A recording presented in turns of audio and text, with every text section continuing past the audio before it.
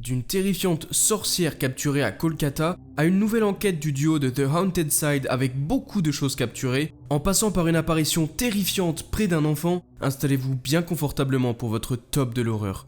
Pensez aussi à vous abonner et à activer les notifications car je sors 2 épisodes par semaine, bon frisson.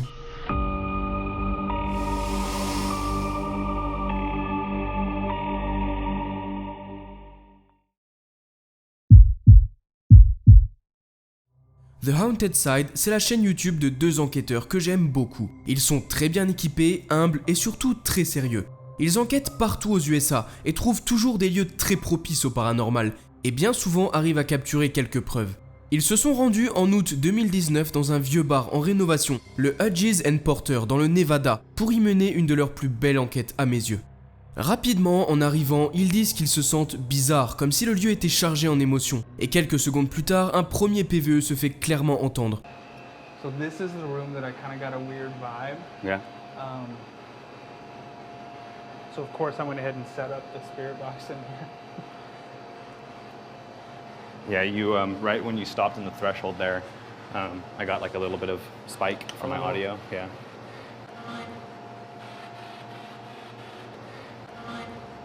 Une voix de type féminine disant « Hi » ou « Salut » en français. Juste pour le contexte, ils ont été appelés sur les lieux car les gens qui y travaillaient se sentaient très mal et les propriétaires ont décidé de faire des rénovations et entre-temps ont fait appel aux 2 enquêteurs. Ils décident donc de laisser une caméra dans la pièce où ils ont posé le portrait. Ils posent ensuite quelques questions, notamment près du portrait de la défunte propriétaire, et capturent quelques autres bruits assez indistincts. Rapidement, un bruit menaçant se fait entendre, provenant d'un peu plus loin, les faisant sursauter. Come and talk to us, please. My name's Patrick. What's your name? Gasp. You said gasp? Yeah. Oh, Man. oh, the ice machine. Oh my gosh. Ils décident alors de laisser une caméra dans la pièce où ils ont posé le portrait et se mettent à aller enquêter plus loin quand quelque chose de juste terrifiant se passe. Voyez plutôt par vous-même.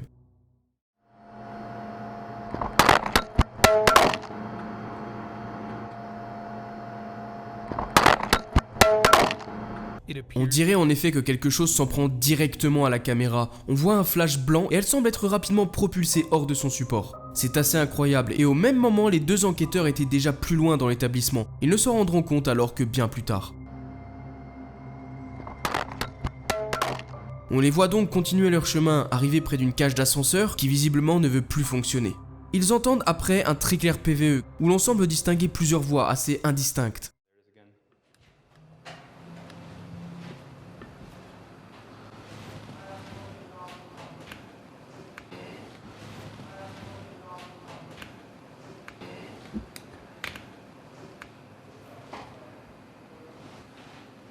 I don't know what that was. It sounded like maybe like a piece of like wood hitting a wall or something like that.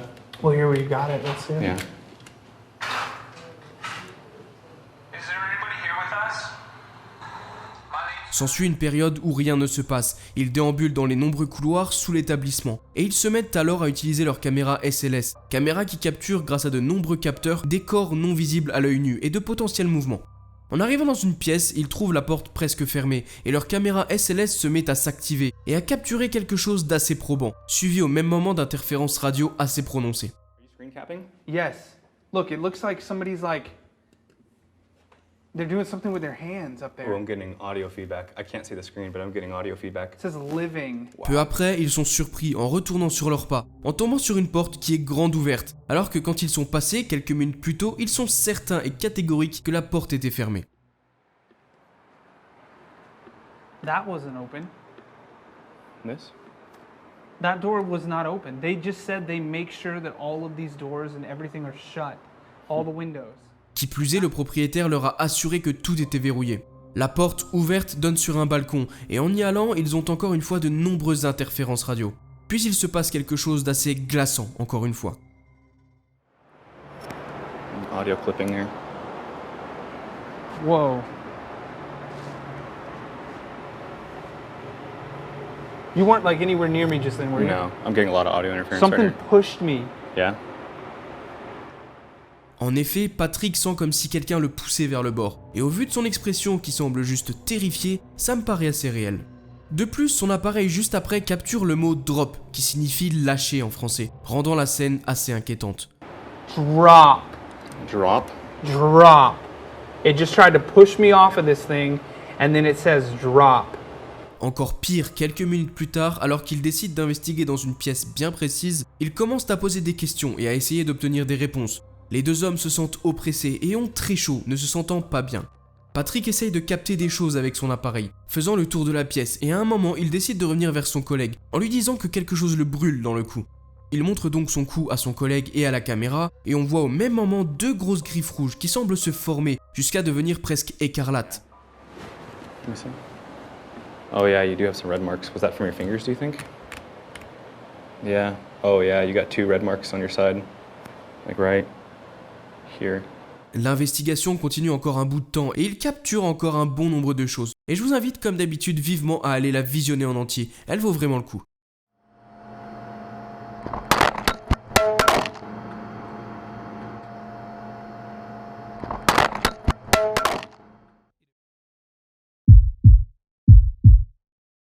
Je n'ai pas souvent parlé de sorcières sur la chaîne, et bien que ce soit un folklore très ancré dans notre culture populaire, et que ce soit quelque chose que j'adore, la plupart des clips de sorcières sont soit très mal réalisés, soit de très mauvaise qualité, soit tout simplement faux. Cependant, je suis tombé sur un clip qui aurait été filmé en hâte par un policier en Inde, à Kolkata en 2015. Le clip commence donc sur le policier qui filme une personne vêtue de blanc. Jusque-là, rien de bien anormal. Après quelques secondes, quand la personne vêtue de blanc entre dans la lumière des phares, tout change alors. La vidéo devient presque oppressante, on voit la dite sorcière marcher avec une démarche juste terrifiante. Elle a l'air complètement voûtée, possédant des cheveux sales et se déplaçant à l'aide d'une canne. Le policier commence à pousser des cris, à en faire dresser les cheveux sur la tête. Cris qui ont l'air tout ce qu'il y a de plus réel.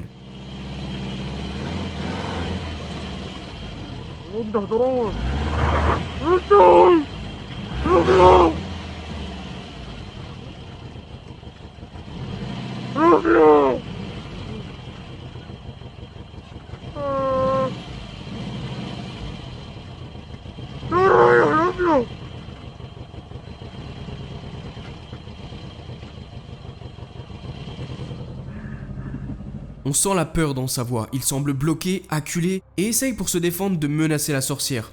Puis elle se met à rapidement lui foncer dessus pendant qu'il fait marche arrière, presque en pleurant. L'aspect de la sorcière est tout bonnement terrifiant. Et j'ai beaucoup de mal à croire que cette vidéo ait été mise en scène. Elle me semble bien authentique, d'autant plus que je sais qu'en Inde, il y a des endroits connus pour pratiquer la magie noire et la sorcellerie. À un moment, la sorcière se met à pousser des cris, et une fois de plus lui fonce dessus, toujours avec cette démarche terrifiante.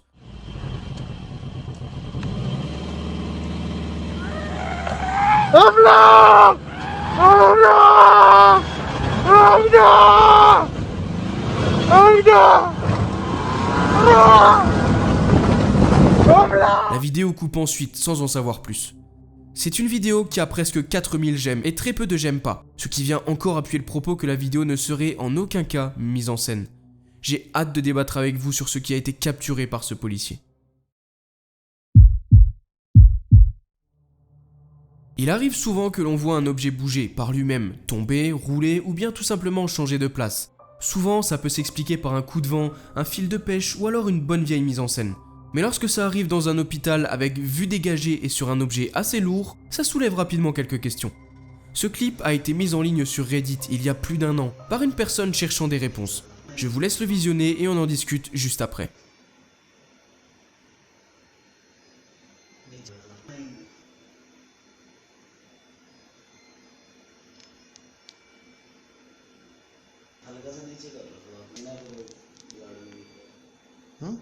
On y voit en effet une chaise roulante, immobilisée, tout ce qu'il y a de plus normal. Et après quelques secondes, la chaise se met à doucement rouler, sortant du champ de la première caméra.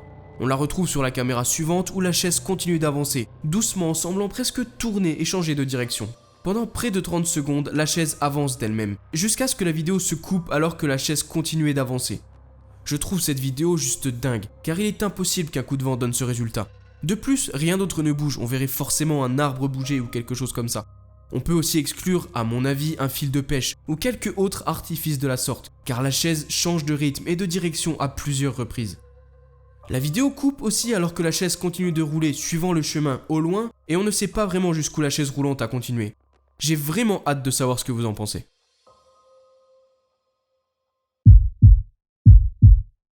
Un enfant, ça joue et c'est normal. Ça a besoin de bouger, de se dépenser, c'est curieux et c'est tout ce qu'il y a de plus normal.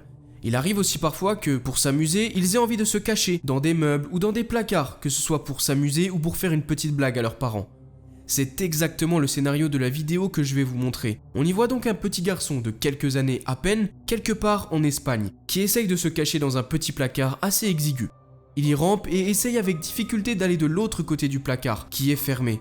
À un moment, l'enfant regarde la personne qui filme, et il se passe alors une chose tout à fait terrifiante. Voyez plutôt par vous-même. ¿Qué estás haciendo? ¿Eh? ¿Qué estás haciendo? María José, te estoy hablando. La ciudad descubierta revela unas 2000 casas de ladrillo y madera hacinadas en las calles de Porto. ¡Ey! Agregado.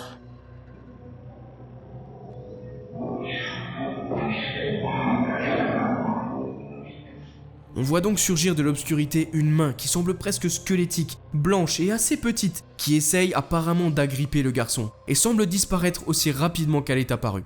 Je trouve cette scène terrifiante, car le garçon s'enfonce dans le noir, sans vraiment savoir ce qui est tapis ici. Maintenant, il y a plusieurs possibilités. La vidéo peut être un simple vidéomontage très bien réalisé, et honnêtement j'espère que c'est le cas. Car sinon cette espèce de main qui n'appartient à rien de ce que je connaisse n'a rien de rassurant, et je serais vraiment très inquiet de vivre dans cette maison. ¿Qué estás haciendo? ¿Eh? ¿Qué estás haciendo? María José, te estoy hablando. La ciudad descubierta revela unas 2000 casas de ladrillo y madera hacinadas en las calles de Porto.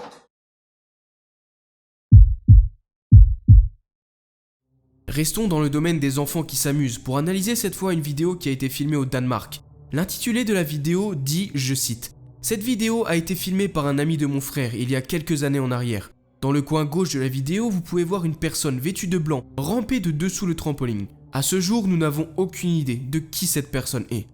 Visionnez la vidéo et on en parle juste après. »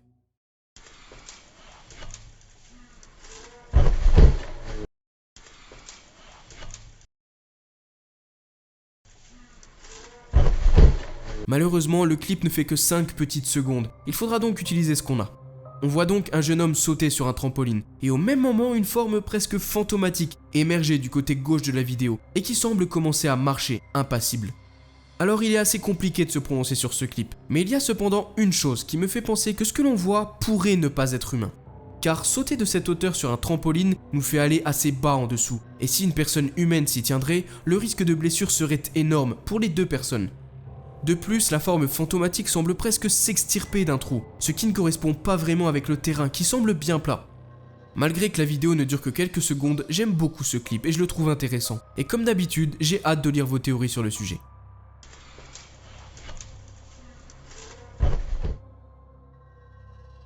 Un grand merci à vous d'être resté jusqu'au bout de la vidéo. Pensez à vous abonner en cliquant juste ici, car je sors plusieurs vidéos par semaine. Et si vous ne pouvez pas attendre jusqu'au prochain épisode, cliquez sur une des deux vidéos juste ici pour encore plus de frissons. À la prochaine!